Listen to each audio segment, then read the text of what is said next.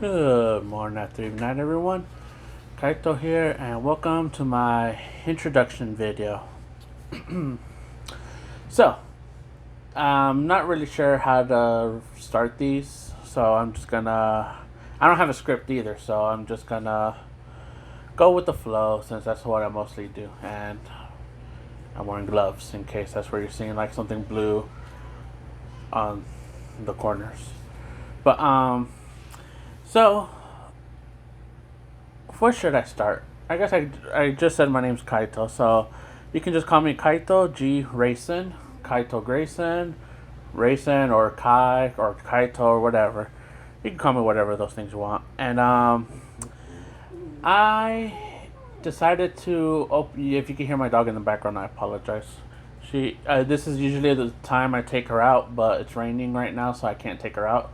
So she's just whining a little bit, but I'll see what I can do after I record this video. Anyways, so I decided to start a YouTube channel, and that's kind of false in how I'm saying it because I've had a YouTube channel before, but it's not really that good, and I actually forgot the password to it, so I can't log in. But anyways, so I want to be an author. Talk a little bit about myself. I want to be an author. Keyword wanting to be. I'm not. I'm not that good when it comes to literature, but I like creating stories. So I'm not gonna let that stop me. I'm just gonna study and learn along the way. And while I was thinking about how, I have some stories that I have now. I have a web novel out and I have a fanfic out to kind of practice my language art skills or literature skills or whatever to kind of just try it out, get some feedback, and improve. And you can find those two stories in the description. I'll have them in the description if you want to read them. And if you are gonna go read them, I would say right now. Oh, there's a hair on my phone. I would say that if you can't handle like bad punctuations and grammar errors, then you probably might want to not go read that story because it is full of grammar errors and punctuation errors. So again, I'm still trying to learn. I don't have an editor, no. So that's why there's a lot of errors. Main reason why. And I'll explain why there's a lot of stuff here on the table in a minute. But I'm just going over that stuff. Yeah, so I want to be an author, and so I have the fanfics and the web novel. The web novel is my original work. The fanfic is just a fanfic. Again, to brush up my skills. And you can find both of them in the description below. Okay, so when I was thinking about wanting to be an author, I decided, it would be kind of awesome to have a YouTube channel to kind of talk with the people, maybe explain some stuff. And if I ever do get around to publishing an actual novel, like a book form, you could hear it here. And if you have some discussions about it, like say you read, like let's say I publish volume one, and it's light novels that I want to publish, not like Japanese light novels, so anime and stuff like that. So like if you read volume one, you could say, hey, now I got this question, about X person, or how come they didn't do this, or I can answer it on like here, right? And eventually, I would like to start live streaming these things. So, um, while playing a video game or maybe just live streaming other stuff, and you guys could ask, hey, I just finished volume one, and how come,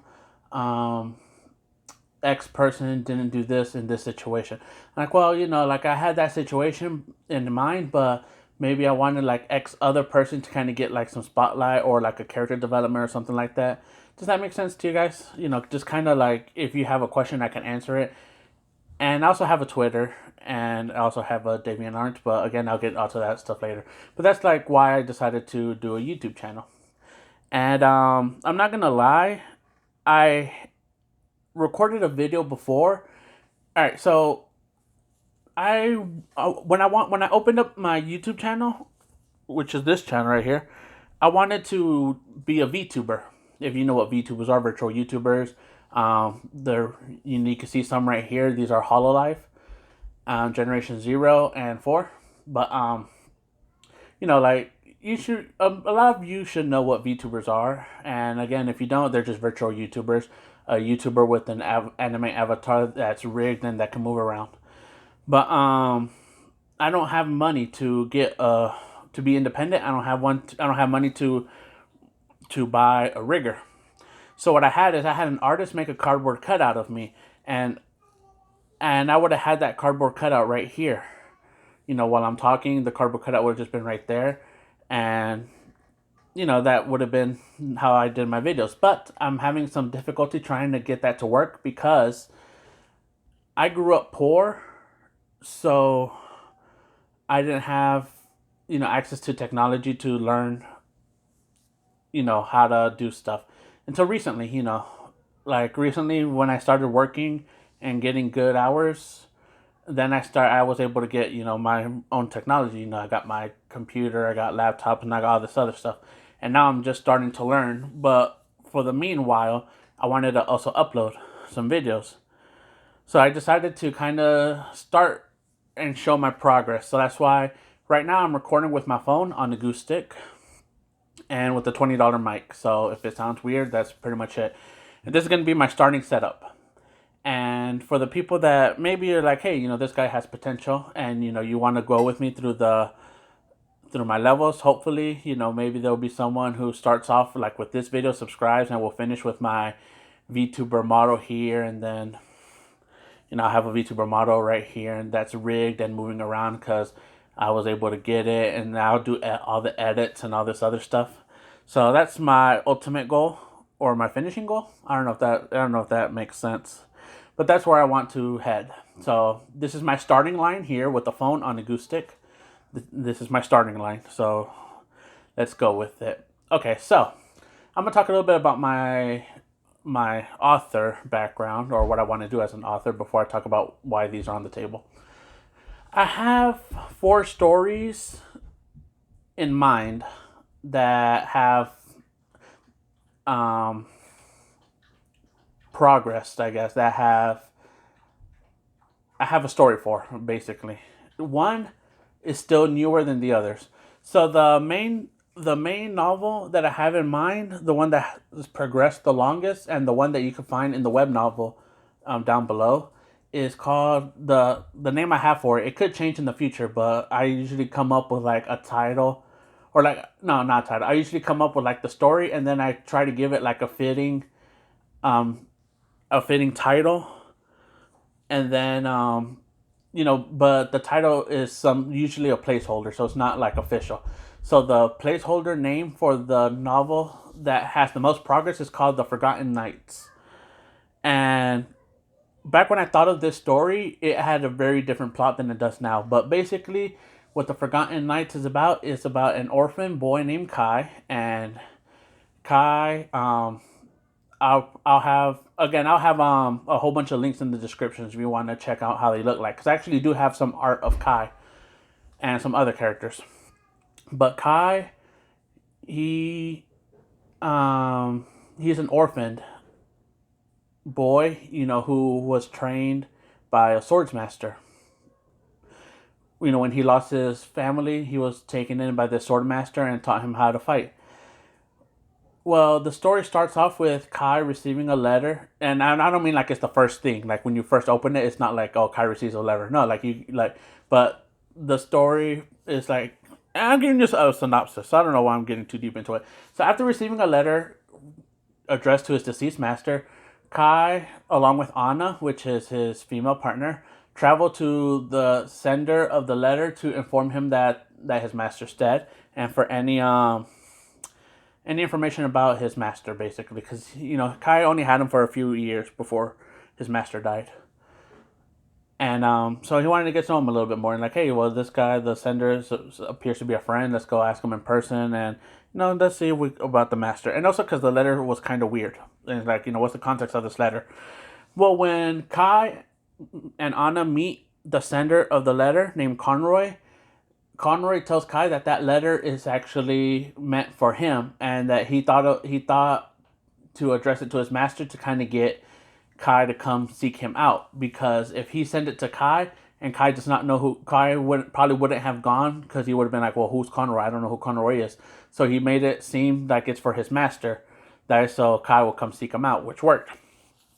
And hold up, my nose. Sorry, allergies. So then it's there that Conroy tells Kai about his family lineage, where Kai's family is one of 20 families that have sworn their loyalty to their queen at that time, in their eternal service to the queen. And now, since Kai is the last member of the 20 original knights, of the 20 forgotten knights, since Kai's the last surviving family member, it's now up to him to help the descendants of that queen regain their kingdom that they lost a few hundred years ago. Bro, I'm okay, maybe 1,000 years ago, I don't know. But, and, so that's basically the synopsis of that story. Is, will he accept, will he not accept? And that's what I have for now. I don't want to go too much into it because I don't want to spoil too much.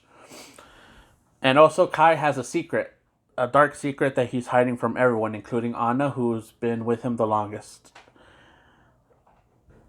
Okay, so the second story I have, which is the second one progressed, is I have it named The Protectors.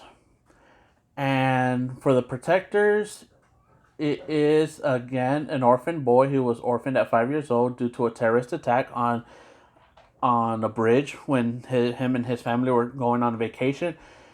Yuji is taken in by a family friend of his father's, and she informs Yuji that his parents died due to a terrorist attack, which he knew, but that it wasn't an accident, it was planned. There's a secret organization out to hunt his father. When questioned why, Yuji's older now. He's not 5 years old. He's older. He's like about 10 years old now. When Yuji asked why, was his family targeted? The friend of the father. I'm getting my words tongue tied. The friend of the father tells him that it's because his father and mother were part of a secret organization that dealt with terroristic threats, which again put them on a list because of how, when you take on missions to exterminate like important figures of terroristic threats, you will eventually be targeted yourself, and that's what basically happened. So she gives Yuji the choice to either live a normal life or to train to become part of this organization and hunt down the killers of his father. And he chooses that road. So at a young age, he goes through special military-like training. Think of Delta Force or Navy SEALs, stuff like that. Or he goes through the intense training. And once he's ready, he goes back to where he grew up, enrolls at a school, which is a front. And there's a lot of teachers in that school that actually deal with that are part of the secret organization. But the school, again, is just a front that has regular students mixed and secret agents or secret organization members mixed in it. So, it's like one of those, like, on the surface. It's literally, like, on the surface is a public school, but underneath the ground, it's a secret organization, which is kind of true. So, and not all the students, but some of the students, and when I say some, I mean like a handful. Like 10% of the students enroll in this public school are actually part of the secret organization. And yes, I said students, not teachers.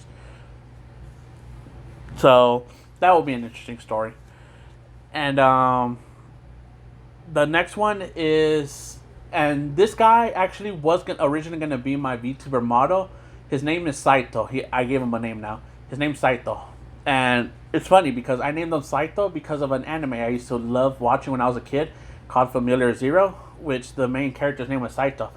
And then I realized, it's Saito and Kaito are just one letter off. So I like the irony of that. So, but anyways, so Saito is actually the main character in the fanfic because, again, he was going to be my VTuber model, and the fanfic was originally going to be me, like, interacting with Hololive. The fanfic is Hololive, if you were wondering.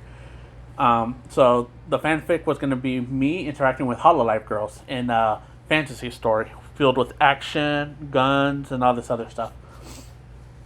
But he ended up getting too big. Like in my head, he ended up getting too big. I gave him a good background and everything, and he became so good he ended up becoming his own character. So I had to scrap him. And and by the way, I do have my VTuber model. He in cardboard cutout form, and that will also be in the description if you want to see how I look like. But anyways, back to Saito. So Saito, his backstory, he actually has two backstories, or not backstories. He has two book ideas. So Saito is a being from another world, or a human from another world. I don't really know. I said being because he is technically in this world. He is stronger, or when he gets reverse isekai, he is stronger. His body is stronger in that world, or in this world, than regular human. So that's why I said being, but he is human. Question mark. But okay, so there's two stories for Saito. In the original, or in his story, or in the background, he's a mercenary. He wanted to be a knight growing up, but he was denied because he didn't make the cut. So frustrated, he became a knight because he wanted to leave his family that were abusing him. Not like abusing, but like verbal and sometimes physical abuse. The only person that really cared about him was his mom, but his mom worked for hours on end to make a living because she was a single mom with raising 4 kids, and it was his older sisters that tormented him because they were taking out like their rage with their dad leaving their mom with 4 kids to fend for herself. So they're kind of taking it out on him. So his mom didn't know, but she loved him. But he was tired of the abuse, so once he turned 15, he went to go join the Knights, but didn't make the cut. And frustrated, and he didn't want to go home, he ended up becoming an adventurer and eventually becoming a mercenary.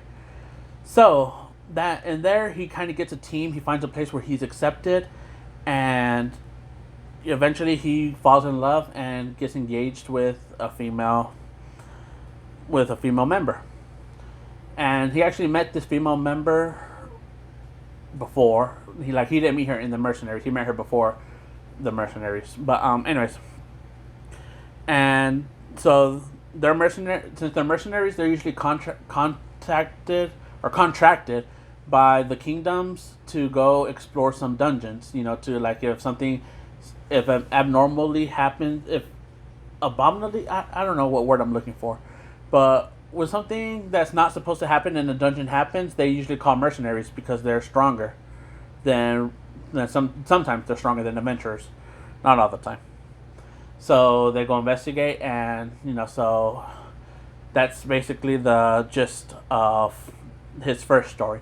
Then there's the second part of his story where he gets reverse isekai, and when he's reverse isekai, he gets captured by military because in that world, or this world, or I don't really know how to say it, but they have like a way to track beings from another world.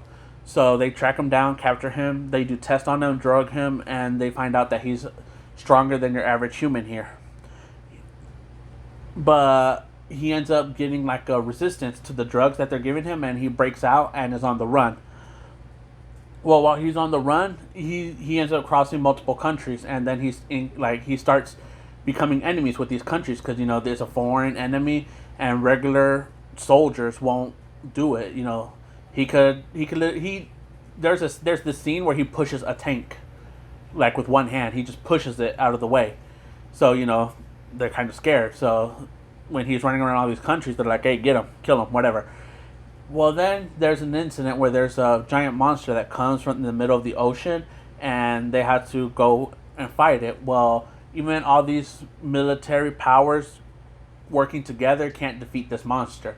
And then Saito comes and kills it. So then they kind of have like a plan, like, all right, look, we'll cut you a deal. We will stop chasing you, and you have free access to go around or anywhere around the world without any, restrictions, as long as you can agree to help us with any threats that will threaten humanity. And Saito will be, all right then. But he doesn't trust the government because, they just try to kill him. So he doesn't fully trust them. So while he's working with them, he's trying to find a way back to his original world. Or should I say, to a different world. There's some hints that he doesn't. There's some hints along the way that he doesn't. He says he wants to go back to his original world, but his actions speak differently. And sometimes he's like the way he speaks about his original world, it makes it seem like he really doesn't want to go back. So there's a mystery to that. And if you read the first one, you'll see why he doesn't want to go back. But anyways, I think I'm spoiling too much. This one, the story with Saito is still kind of working. Like the gears are still turning. Like I'm still trying to figure it out, which is why I went more into depth with it than I did with the others. Because the others have like I know the ending, and I know like the pathway, or I know where I want to go with the other two. And these other two are the ones that are still new. Saito's is still new. This one, the last one, is still newer. I don't even have a name for the main character or the book. But the plot is mechas and giant monsters. So basically, there's an ace. Think of Gundams versus giant monsters. So there's this ace pilot who's, like 18 years old, or I don't know how old to make him. But he could, any robot you put him in, he can make it good. Like he knows how to work a robot. So he is the best of the best, but he finds it hard working with a team. He's usually a solo. So they nickname him Joker because it's kind of like a deck of cards. There's the ace, then there's a king, a queen, a jack, and the 10. So there's like a squad of 5 that are good pilots, and when they're sent to a mission, they could get it done. And then there's this character who is called Joker because he could do it solo or he could do it with a team, but he prefers solo. And like everything's thrown off, like he doesn't work as a team. So that's why he's like the wild card, the Joker card. And that's the story. That's all I have, really. It's just Gundams versus giant monsters. Basically, there's a portal that opened up and these monsters came and started killing humanity. So humanity started building these robots, and humanity was reduced to like, let's say 1%. I don't really know. But so they're like in colonies now, and even then, like they don't work together. Like they're trying to take over as much territory as they can to expand their own territory. And if two colonies or whatever start getting a bit too close, a war would break out between them. Despite the world almost being destroyed by these giant monsters, they're still a threat. So, anyways, those are the stories that I have and that I'm currently working on. So now let's move on to why these cards are here. So while I'm trying to build up an audience, I decided what to do. I was deciding on what I could do. What do I love to do? I love collecting stuff. I have anime figures over there, some statues that I have not hanging, but that I have like displayed on my I don't know if it's a bookshelf or what, but a display stand. I'm just gonna call it that. Where I have my amiibos there, and I have anime figures there. So I like collecting anime goods, and I like unboxing cards on TCGs. So as you can see, here's Yu-Gi-Oh, Pokemon. You probably can't read this one, Fire Emblem, and you probably can't read that one, but you could see those characters. Hololive. So I decided, well, I guess the content I could do is unboxing videos, and I'm a collector. So I'm not doing these unboxing videos to get a good card and to sell it. Like that thing that's been going on for like the past 2 years. Or I don't know if it's just been 1 year or 2 years, but the reason why like Pokemon cards are like sold out or were sold out in Walmart, Target, and all these places, because what were they called, scalpers, where they'll go opening up, getting rare cards, and then selling them. That's not what I want to do. That's not this whole video. If I get 2 copies of a rare card, I'll probably sell one, but keep one. So if there is a rare card, I'll keep it, and if I get a duplicate, I'll probably sell it, maybe, or maybe I'll give it out. Depending on if I have an audience or not. So that's why I have these boxes here. These are the 4 that I'm deciding to unbox. Not right now.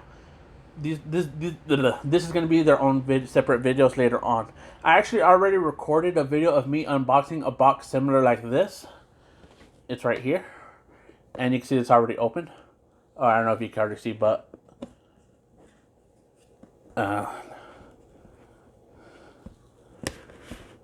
it's already open.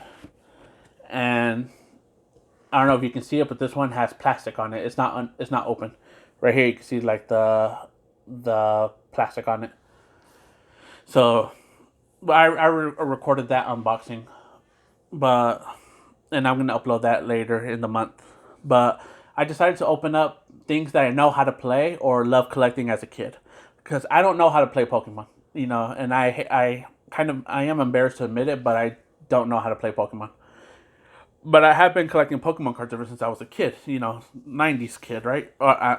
Um, Not a 90s kid. Damn, it was 3,000 years ago. That's going to ruin my whole VTuber background character. Forget I said that. So, I collected Pokemon cards. I collected Yu-Gi-Oh cards. And one of my favorite games to play is Fire Emblem, and I love watching Hololive. I don't know how to play Hololive, but I love collecting their cards. I somewhat know how to play the Fire Emblem TCG. Sadly, it's discontinued, and I love their art, and I love Fire Emblem, so I want to collect them. Pokemon, again, I loved collecting as a kid, so I want to kind of get back into that and like kind of feel the joys of opening Pokemon cards again. And Yu-Gi-Oh! And I know how to play Yu-Gi-Oh!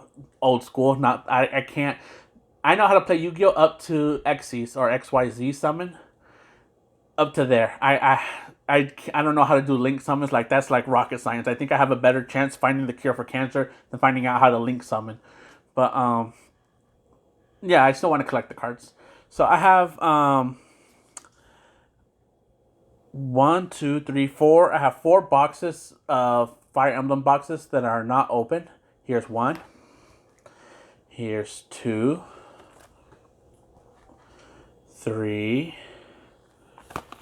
and sorry, my goose stick is moving around. 4. Okay, but I have a confession to make. I actually have some Fire Emblem and some Hololive videos that I recorded of doing unboxings.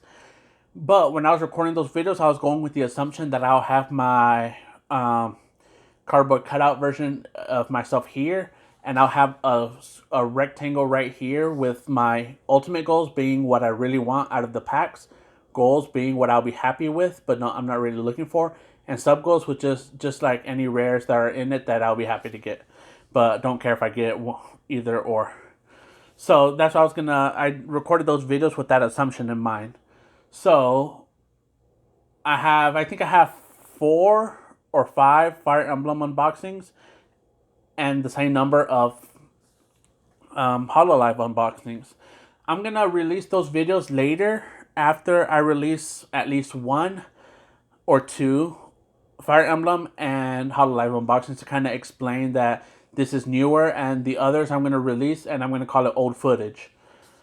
So you'll see. But that's what I'm going with, and later down the line, if I want to collect other cards, so like let's say I think Digimon has trading cards out. So like if I wanted to do Digimon, I'll probably include it. But for now, it's just gonna be these 4. It's just gonna be Yu-Gi-Oh cards, Pokemon cards, Fire Emblem cards, and Hololive cards. I have some booster boxes on the way, 7 of Hololive, but they're not here yet. This is the only thing I have for now. And for Yu-Gi-Oh, I have 2 more boxes. I have King's Court right here. I have Genesis Impact. And I also have Phantom Rage. And I think the first Yu-Gi-Oh box I'm going to open up is going to be Genesis Impact, because I think it's not my least rarest box that I have, with my current most rarest being King's Court, which is why I decided to put it here to kind of. And I only have this Pokemon box because they are expensive. They're over $100. Well, I could buy for one of these. I could buy like 3 Hololive booster boxes, 3 Fire Emblem boxes, and depending on their pricing, I could buy like 2 or 3 Yu-Gi-Oh boxes. So I only have 1 Pokemon box for now. That could change in the future. So that is all I really have for today. I'm pretty sure I'm missing some stuff. And again, my ultimate dream is to become a full-fledged 2D rigged VTuber. And I have applied for Hololive, and I applied for Niji-Sanji in the past, but I wasn't accepted, which I'm not really surprised because, again, I was poor until recently, and just now I'm getting into figuring out how editing and all this other stuff worked. So, I'm not really surprised that they didn't accept me. It would have been a gamble. But I'm not going to let them not accepting me deteriorate me. And I'm going to continue on my own. I'm continuing even though I have to do it on my own. The reason why I'm wearing gloves is I got two reasons. One, I want to be a VTuber, so I'm trying to hide myself as much as possible. And the second reason is because I don't want like the grease on my hands to kind of ruin any cards. Again, I'm a collector, and I would like to keep them as clean as possible. Of course, I mean you'll still sometimes see like the skin underneath my. That's not my skin. That's a rubber band. Sometimes, like when I'm moving, like I gotta stretch, and my sleeve will roll up. So you'll see like my wrist or something. Sometimes I'm not too worried about that. Think of Hachima. Sometimes she showed a little bit of skin, but anyways, Fire Emblem, my favorite game. I am a big fan of Fire Emblem, but I don't know all the characters. Even in my favorite game, I don't know it. So, some people say, well, if you don't know the characters, then you're not a big fan. But I still like playing it. So, and I'm trying to learn. Like that's Roy. I can't remember her name. Celia. And I'm sure I'm getting that wrong. Air. I don't know how to say her name. And Sanaki. And there's a giant Pikachu. But anyways, these two are Japanese only, so there's no English translation. So I am screwed. And thankfully, these have English translations. But anyways, I think that's it. That's all I really wanted to say. I hope to be able to live stream on YouTube and maybe on Twitch. I'll probably have like two different live streams. One live stream I do want to do is I want to do a Pokemon Let's Play, like Red and Blue, Gold, Silver, Crystal, and just like start my journey and go up.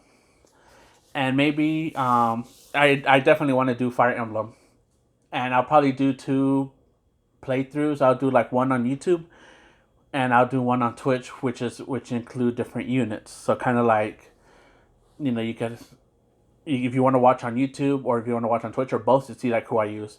Like my favorite Fire Emblem game is 9 and 10, and if I remember, 9 and 10 are the Telia series, which is my favorite game. So it has Ike in it. Fire Emblem Path of Radiance and Fire Emblem Radiant Dawn. And if I ever do a Path of Radiance, the one I'm gonna do if I'm ever gonna do an LP of Path of Radiance on YouTube, it'll probably be the Girl Mercenaries run, where I play as the Girl Mercenaries and only use the Girl Mercenaries and maybe extra units if they give me any. And maybe on Twitch I'll do a Ike's Harem run, which I'll only use Ike and only female units. Which I've done both before in the past, so that's why I named those two. But maybe I'll do something else. Like I know some people do like cavalry only units. Some people do randomizer, class change, and a lot of stuff. But I'll see what I do. But yeah, that's all I really have for you. So hopefully you guys in the next video I'm gonna record. I don't know if I'm gonna record it right now because my butt is hurting, so I'm probably gonna take like a hour break or something. But I'm gonna show you my binder highlights. I have some Fire Emblem cards, Hololive cards, Pokemon cards, and Yu-Gi-Oh cards. I have them in binders. Back when I used to collect when I was a kid. Or back when I was collecting before I decided to record. Because I did buy some Fire Emblem cards like 2 years ago. And I opened up the few Hololive cards before I decided to record. And including the ones that I recorded in the past that are currently in the binder. So, I'm going to do a showcase of those binders. I think Yu-Gi-Oh is my biggest binder that I have. Because that's what I used to play a lot as a kid. So I think I have 3 binders worth of Yu-Gi-Oh cards. I have 2 binders of Pokemon cards. So don't quote me like as fact. I also never mind. I'll save that for the highlight videos. But yeah, that's it, and I'll see you guys in my highlight in my showcase. I keep mixing up the words highlight and showcase in my head. So hopefully I'll see you guys in my showcase videos of my Yu-Gi-Oh, Pokemon, Fire Emblem, and Hololive. So bye guys. See you in the next video. And I actually do hope to see you guys in the next video, even though it's a pre-recording. But anyways, you know what I mean. Bye.